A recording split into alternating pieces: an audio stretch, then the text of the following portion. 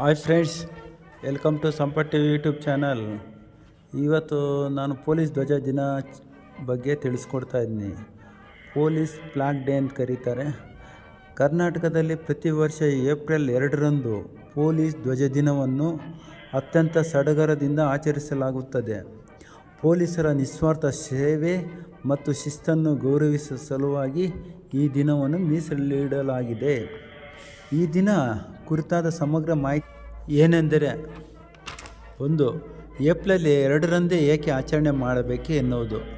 ಇದರ ಹಿನ್ನೆಲೆ ಏನೆಂದರೆ, ಕರ್ನಾಟಕ ಪೊಲೀಸ್ ಇತಿಹಾಸದಲ್ಲಿ 2ಕ್ಕೆ ವಿಶೇಷ ಪ್ರಾಮುಖ್ಯತೆ ಇದೆ.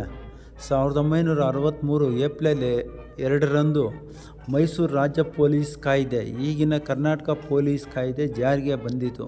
ಇಡೀ ರಾಜ್ಯಕ್ಕೆ ಏಕರೂಪದ ಪೊಲೀಸ್ ವ್ಯವಸ್ಥೆಯನ್ನು ತಂದ ಈ ಐತಿಹಾಸಿಕ ದಿನದ ನೆನಪಿಗಾಗಿ ಪ್ರತಿ ವರ್ಷ ಏಪ್ರಿಲ್ 2ನ್ನು ಪೊಲೀಸ್ ಧ್ವಜ ದಿನವಾಗಿ ಆಚರಿಸಲಾಗುತ್ತದೆ.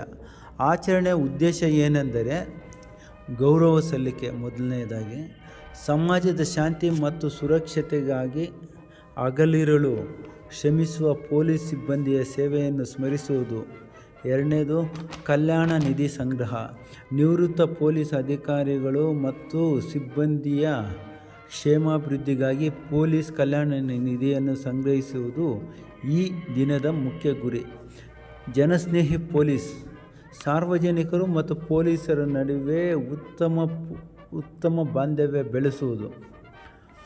ಪೊಲೀಸ್ ಧ್ವಜ ದಿನಾಚರಣೆ ಹೇಗೆ ಆಚರಿಸಲಾಗುತ್ತದೆ ಎಂದರೆ, ಪೊಲೀಸ್ ಪರೇಡ್ ಬೆಂಗಳೂರಿನ KSRP ಮೈದಾನ ಸೇರಿದಂತೆ ರಾಜ್ಯದ ಎಲ್ಲ ಜಿಲ್ಲೆಯ ಕೇಂದ್ರಗಳಲ್ಲಿ ಆಕರ್ಷಕ ಪಥ ಸಂಚಲನ ಪರೇಡನ್ನು ನಡೆಯುತ್ತದೆ. ಗೌರವ ವಂದನೆ, ಮುಖ್ಯಮಂತ್ರಿಗಳು ಅಥವಾ ಗೃಹ ಸಚಿವರು ಈ ಸಮಾರಂಭದಲ್ಲಿ ಮುಖ್ಯ ಅತಿಥಿಗಳಾಗಿ ಭಾಗವಹಿಸಿ ಪೊಲೀಸರಿಂದ ಗೌರವ ವಂದನೆ ಸ್ವೀಕರಿಸುತ್ತಾರೆ. ಧ್ವಜ ಮಾರಾಟ, ಸಣ್ಣ ಪೊಲೀಸ್ ಧ್ವಜಗಳನ್ನು, ಫ್ಲಾಗ್ಸ್ ಅಥವಾ ಸ್ಟಿಕ್ಕರ್ಸ್ ಸಾರ್ವಜನಿಕರಿಗೆ ವಿತರಿಸಿ ಅದರಿಂದ ಸಂಗ್ರಹವಾಗುವ ಹಣವನ್ನು ಪೊಲೀಸ್ ಕಲ್ಯಾಣ ನಿಧಿಗೆ ಬಳಸಲಾಗುತ್ತದೆ.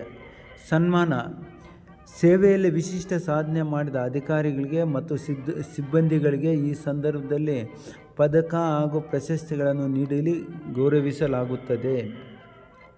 ಅದೇ ರೀತಿ ಪೊಲೀಸ್ ಕಲ್ಯಾಣ ನಿಧಿಯನ್ನು ಹೇಗೆ ಬಳಕೆ ಮಾಡುತ್ತಾರೆ ಎನ್ನುವುದನ್ನು ಈಗ ತಿಳಿಸ್ಕೊಡ್ತಾ ಇದ್ದೀನಿ. ಪೊಲೀಸ್ ಧ್ವಜ ಮಾರಾಟದಿಂದ ಸಂಗ್ರಹವಾದ ಹಣವನ್ನು ಈ ಕೆಳಗಿನ ಕಾರ್ಯಗಳಿಗೆ ಬಳಸಲಾಗುತ್ತದೆ. ನಿವೃತ್ತ ಪೊಲೀಸ್ ಸಿಬ್ಬಂದಿಯ ವೈದ್ಯಕೀಯ ಚಿಕಿತ್ಸೆಗಾಗಿ ಬಳಸುವುದು, ಮೃತಪಟ್ಟ ಸಿಬ್ಬಂದಿಯ ಕುಟುಂಬದವರಿಗೆ ಆರ್ಥಿಕ ನೆರವು ನೀಡಲು, ಪೊಲೀಸ್ ಸಿಬ್ಬಂದಿಯ ಮಕ್ಕಳ ಶಿಕ್ಷಣಕ್ಕೆ ವಿದ್ಯಾರ್ಥಿ ವೇತನ ನೀಡುವುದು. ಧ್ವಜದ ವಿನ್ಯಾಸ ಮತ್ತು ಮಹತ್ವ ಏನೆಂದರೆ, ಪೊಲೀಸ್ ಧ್ವಜವು ಸಾಮಾನ್ಯವಾಗಿ ನೀಲಿ ಬಣ್ಣದ ಹಿನ್ನೆಲೆಯನ್ನು ಹೊಂದಿರುತ್ತದೆ. ಅದರ ಮಧ್ಯದಲ್ಲಿ ಪೊಲೀಸ್ ಇಲಾಖೆಯ ಲಾಂಛನವಿರುತ್ತದೆ. ಈ ಧ್ವಜವನ್ನು ಮಾರಾಟ ಮಾಡಿ ಸಂಗ್ರಹಿಸುವ ಹಣವನ್ನು ಕೇವಲ ಒಂದು ನಿಧಿಯಾಗಿ ನೋಡದೆ ಅದನ್ನು ಪೊಲೀಸ್ ಕಲ್ಯಾಣ ನಿಧಿ ಎಂದು ಕರೆಯಲಾಗುತ್ತದೆ. ಕರ್ನಾಟಕದಲ್ಲಿ ಈ ದಿನದಂದು ಬೆಂಗಳೂರಿನ KSRP ಮೈದಾನದಲ್ಲಿ ನಡೆಯುವ ಪ್ರಧಾನ ಪಥಸಂಚಲನದಲ್ಲಿ ರಾಜ್ಯ ಮುಖ್ಯಮಂತ್ರಿಗಳು ಮುಖ್ಯ ಅತಿಥಿಯಾಗಿ ಭಾಗವಹಿಸುವುದು ಸಂಪ್ರದಾಯ. ಅವರು ಪೊಲೀಸರಿಂದ ಗೌರವ ವಂದನೆ ಸ್ವೀಕರಿಸುವುದಲ್ಲದೆ ಪೊಲೀಸ್ ಧ್ವಜವನ್ನು ತಮ್ಮ ಅಂಗಿಯ ಮೇಲೆ ಧರಿಸುವ ಮೂಲಕ ದೇಣಿಗೆ ನೀಡಿ ಚಾಲನೆ ನೀಡುತ್ತಾರೆ.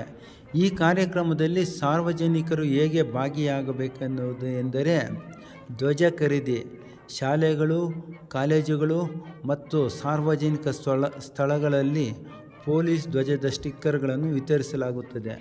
ಇದನ್ನು ಖರೀದಿಸಿ ನಿಮ್ಮ ವಾಹನ ಅಥವಾ ಅಂಗಿಯ ಮೇಲೆ ಧರಿಸುವ ಮೂಲಕ ಸಣ್ಣ ಮೊತ್ತದ ದೇಣಿಗೆ ನೀಡುವುದು.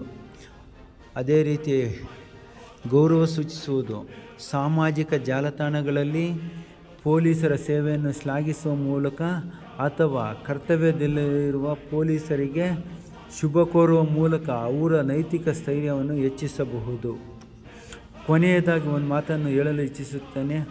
ಪೊಲೀಸರು ಹಬ್ಬ ಹರಿದಿನ ಎನ್ನದೆ ನಮಗಾಗಿ ಕೆಲಸ ಮಾಡುತ್ತಾರೆ.